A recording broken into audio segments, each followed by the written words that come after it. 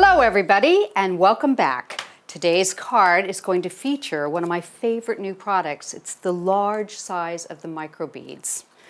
And I've done a very similar card like this for my mom for Mother's Day recently, so this is one of my absolute favorites. The products that we're going to be using are the Heartfelt Creations Delicate Aster Stamps, the matching Heartfelt Creation Delicate Aster dies, and the Spellbinders Grand Rectangles to create our frame. And the sentiment comes from the Just Right Stamps Buntings and Banners. And to do a little bit of our embossing, what we're going to be using is the A4 embossing folder called Basket Weave. This is one of my designs. Okay, let's start with our background. We're going to do a little bit of stamping first. So I'm going to do a white on white. It's one of those things that's really subtle, but I think it adds a lot of interest to your cards. I'm going to use the Delicate Aster Flowers for this and a clear Perfect Medium. Now, Perfect Medium is a sticky embossing ink, and it will just allow you to stamp and then put your powder over it and it'll pick it up. So I'm just going to stamp a couple of the different sized of asters around, and I'll use the smaller one too, get a little bit of a mix in here, and just kind of put them where you can see them. It's really difficult to see, I have to say, but when you put the embossing powder on, it'll come to life. And since it's going to be covered with a frame, I only really need to do the inside section. So let's just add a couple more, and then we'll put our embossing powder on. That should work. Okay, so set this aside and put a little piece of copy paper under here so I can put my embossing powder on. And if you find that there's a spot that's missing when you put your powder on, it's so easy just to go back and add a few more stamps. It's not a problem. In fact, I think, give it a good push, I think maybe, tell you what, let's just add one more and show you how easy that is to do. I'm going to put one right down here. And we'll pick up some of that powder. There we go. Now let me decant this and get it out of our way. Try and keep my workspace tidy. There we go. And I've got just a tiny bit of powder that's stuck to the back because I haven't actually used an anti-static pad. That's terrible of me. I usually do that. So I'm just going to take a paintbrush and just pop that away. That should be fine. So let me heat that and you should be able to see it a little better.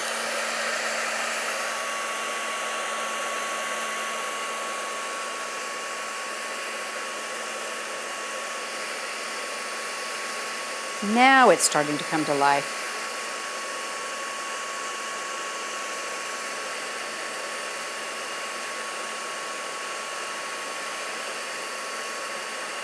You can see all those delicate asters coming out now.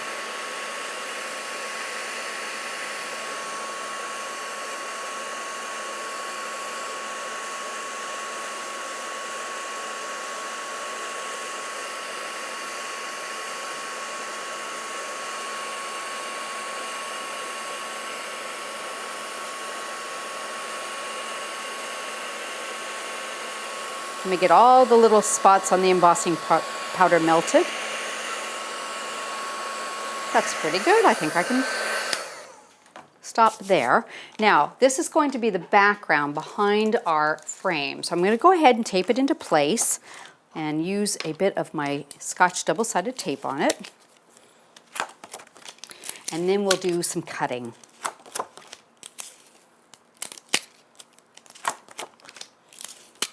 Get all 4 sides taped, and we'll put that on our page.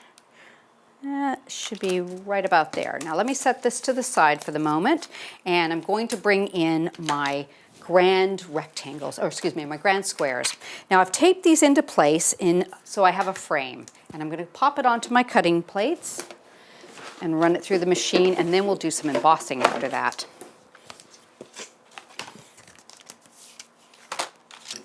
There we go.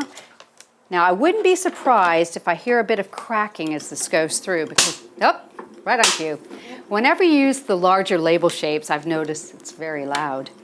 If you're not used to that, don't worry, it's perfectly normal, nothing to fret about it. It's just the die going into the cutting plate. Okay, so now what I'm going to do is I'm going to very carefully transfer this. Oop, don't need that on there. Onto my basket weave folder, okay? And we're going to try and keep it in the die so it doesn't move around. That's not bad. There. I'm impressed with that. Usually it'll pop out of the die and you'll have to reseat it, but that looks like it got there okay. So we're going to add our tan mat on top of that, very carefully.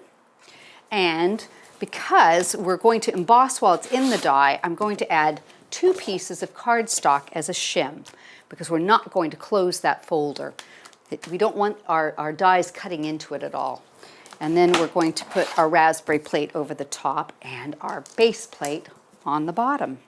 Now it's a little awkward because you have that A4 size, but just kind of pick it up and then feed the front of your folder through the machine completely until it catches and then run it through.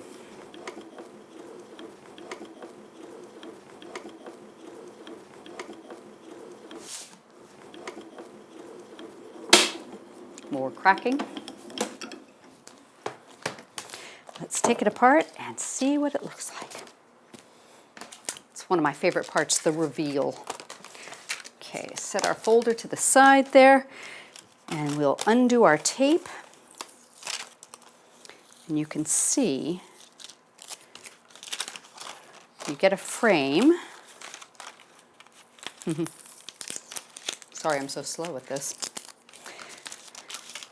And what's beautiful about doing it this way is you end up getting a frame where the edge doesn't emboss, but you get the embossed pattern all the way around the inside. So it's nicely framed by the dies themselves. Okay, so let's put these pieces to the side. I've actually got one of these that I've done ahead of time with a little bit of mounting foam on it because I want to raise it up for some dimension. So we'll go ahead and pop that in place. And then we're going to start in on our flowers and show you the fun things you can do with the large microbeads. And last piece. So I just want to frame that so it nice little purple mat sticking out. That looks pretty good. Okay. Now, I've gone ahead and cut a lot of the flowers because I wanted to finish a full-on card. And you notice I've got these really pretty lavender centers in them. Okay. So I'm going to show you how we're going to do that. Now, I've got an aster. I've already cut 2 of them and I've just offset them a little bit. So to create that center, I've got some of these micro beads and I've just put them in a little plastic container here. And you don't need too many. It just depends on how many you want to do. I had several flowers to do, so I might do about that many. And I'm going to use a few drops of the Cool Perry alcohol ink because that'll give me a lovely lavender color. So I'm going to just pop those in and just kind of spread them around. You can add a little bit more if it looks like you need it. And then what I'll do is use the end of a paintbrush and kind of mix them around so it gets onto all those clear microbeads. And I've got quite a bit of large beads in here, so I might want to use a few extra drops later. But to give it that really pretty milky color, I'm going to use the Snowcap Mixative. And did you hear that? It's got a mixing ball inside of that because it's a little bit different of an alcohol ink. So you want to give it a good shake and make sure it's well mixed, okay? And then we're going to put a couple of drops in there. Now this one tends to be stickier, I've noticed. So when you mix this, it's going to bring, it's going to clump some of the microbeads together as it dries. That's fine, not a problem at all. Don't worry about that. You can put them on in little clumps. You can break them up when they're dry with your fingers. Totally your call on that. But you can just mix it around. Now if you wanted a little more purple, just go back and add a few more drops of your Cool Perry. You're the artist, so you can do it however you choose. And just get it to wherever you like it. I think that's pretty good. Now I'm going to leave those for just a second to kind of dry, I'm going to start assembling my card, and then I'll come back and show you how we do these. In fact, I'll put a little bit of glue in place so it's starting to get tacky, right in the center of my flower. That should be enough. Set that aside, and we'll start putting some of our flowers together. And I'll just put these on with some glue dots, and we can kind of mix it up a little bit. I happen to have a little piece of tulle, and I'm going to put that on here, and we'll just kind of put that to the side. I like the way that looks. You've got the flowers kind of peeking around that. So let's take and put one of our bigger flowers in here. That's good. And a couple more, just mix them about. There's one. And the other thing I've done is I've gone ahead and stamped my sentiment, which is from the Buntings and Banners, and I've used just a blue-violet archival ink on that to kind of match my flowers. So I'm going to just pop that so it's coming from underneath my flower right there across my card. And we can even put a little flower right there to kind of help accentuate it. And here's a few more. And I think this corner could use a couple of flowers too, so we'll put a few up there. And let's say maybe a couple more around.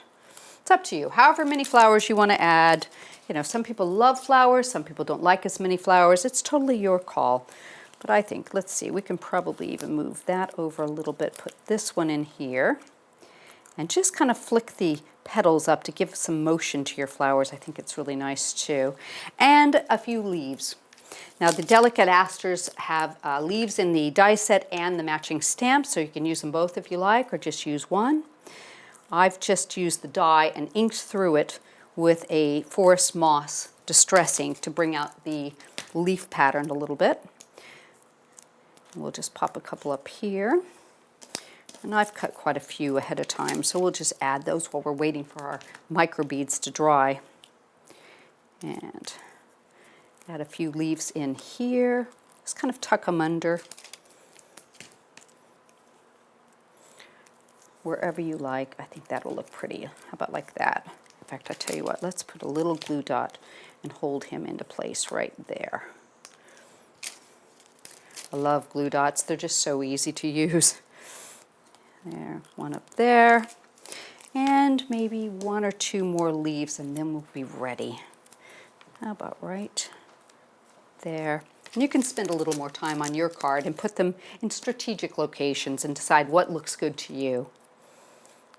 And we'll stick one right about, oops, right about there. Okay, now I've got one left here. I think I'm going to use that at the top. And then we'll put our last flower on. Let's just stick that one right up there, coming off the top. It's looking good already. So now I've got my flower and a couple of these little beads, and they're probably still a little bit wet. Let's see if we can use a tweezer here and pick up a few that have dried. And we'll just add them into the mix. Oops.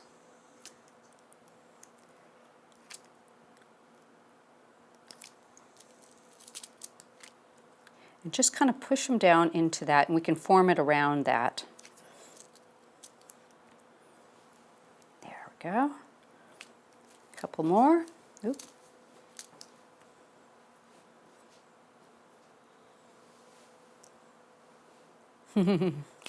Sticky little guys. Let me see if I can get them in there. And a couple little more. There we go. On your way. Now that glue will dry perfectly clear. You can form them into shape a little bit with your fingernail. Put them wherever you like them, and they'll just glue really, really nicely. And we'll just add that one into place. How about if we put him very carefully at the top? We'll just stick him under there. There we go. So, how's that for a beautiful way to use your large micro beads, making a really fancy flower?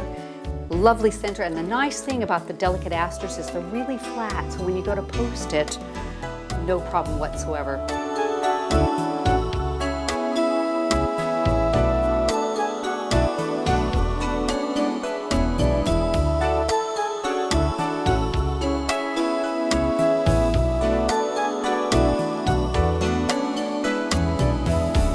hope you've enjoyed today's video. Thanks so much. Bye-bye.